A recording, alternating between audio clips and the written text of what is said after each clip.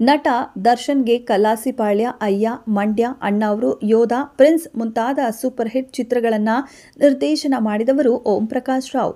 ದರ್ಶನ್ ಅವರನ್ನ ತೀರಾ ಹತ್ತಿರದಿಂದ ನೋಡಿರುವ ಓಂ ಪ್ರಕಾಶ್ ರಾವ್ ಸಂದರ್ಶನದಲ್ಲಿ ದರ್ಶನ್ ಬಗ್ಗೆ ತಮ್ಮ ಹಾಗೂ ದರ್ಶನ್ ಕಾಂಬಿನೇಷನ್ ಇರುವ ಚಿತ್ರಗಳ ಬಗ್ಗೆ ಓಂ ಪ್ರಕಾಶ್ ರಾವ್ ಮಾತನಾಡಿದ್ದಾರೆ. 2004ರಲ್ಲಿ ತೆರೆಗೆ ಬಂದ ಸಿನಿಮಾ ಕಲಾಸಿಪಾಳ್ಯ. ಎಲ್ಲ ಸೆಂಟರ್ಗಳಲ್ಲಿಯೂ ಕಲಾಸಿಪಾಳ್ಯ ಸಿನಿಮಾ 35 ವಾರ ಓಡಿತು. ಆ ಕಾಲಕ್ಕೆ ಕಲಾಸಿಪಾಳ್ಯ ಸಿನಿಮಾ 18 ರಿಂದ 22 ಕೋಟಿ ರೂಪಾಯಿ ಕಲೆಕ್ಷನ್ ಮಾಡಿತು ಅನ್ನೋದು ನಿಮಗೆ ಗೊತ್ತಾ? ಈ ಬಗ್ಗೆ ಸಂದರ್ಶನದಲ್ಲಿ ಓಂ ಪ್ರಕಾಶ್ ರಾವ್ ಮಾತನಾಡಿದ್ದಾರೆ. ದರ್ಶನ್ ಅವರು ದೊಡ್ಡ ಸ್ಟಾರ್ ನಟ ಆಗೋದ್ರಿಂದ ಖಂಡಿತ ಪರಿಣಾಮ ಬೀರುತ್ತೆ. ಎಲ್ಲರ ದೃಷ್ಟಿಯೂ ನಮ್ಮ ಕನ್ನಡ ಇಂಡಸ್ಟ್ರಿ ಮೇಲೆ ಬರುತ್ತೆ.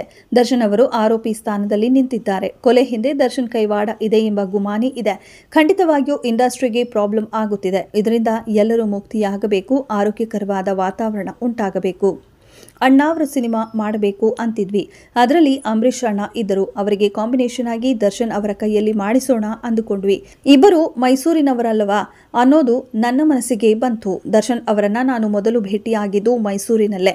ಅಣ್ಣಾವ್ರ ಸಿನಿಮಾದ ಪಾತ್ರ ಹೇಳಿದಾಗ ಮಾಡ್ತೀನಿ ಅಂತ ಹೇಳಿದ್ರು. ಅದು ದಳಪತಿ ರೀಮೇಕ್ ಆಗಿತ್ತು. ರಾಮು ಅವರು ಒಂದು ಸಿನಿಮಾ ಮಾಡಬೇಕು ಅಂತ ಹೇಳಿದ್ರು. ದರ್ಶನ್ ಅವರ ಕಾಂಬಿನೇಷನ್ ಅಲ್ಲಿ ಮಾಡೋಣ ಅಂತ ನಾನು ಹೇಳಿದೆ. ಆಗ ನಮ್ಮ ಬಳಿ ಕತೆ ಇರಲಿಲ್ಲ. ಪೂಜೆಗೆ 1 ವಾರ ಮಾತ್ರ ಟೈಮ್ ಇತ್ತು. 1983 ಹಾಗೂ 84ರ ಸಮಯದಲ್ಲಿ ಕೆಂಪಾಂಬುದಿ ಕೆರೆಯಲ್ಲಿ ಒಂದು ಡೆಡ್ ಬಾಡಿ ಬಿದ್ದಿತ್ತು. ಚೀಲದಲ್ಲಿ ಬಾಡಿ ಕಟ್ಟಿ ಬಿಸಾಕಿದ್ರು. ಆ ಕುರಿತಾದ ಒಂದು ಆರ್ಟಿಕಲ್ನ ನಾನು ಇಟ್ಟುಕೊಂಡಿದ್ದೆ. ಅದನ್ನ ಇಟ್ಟುಕೊಂಡು ಬೇರೆ ಕಥೆಗಳನ್ನ ಸೇರಿಸಿ ಮಾಡಿದೆ. ಚಿತ್ರಕ್ಕೆ ತುಂಬಾ ಒಳ್ಳೆಯ ರೆಸ್ಪಾನ್ಸ್ ಸಿಕ್ತು.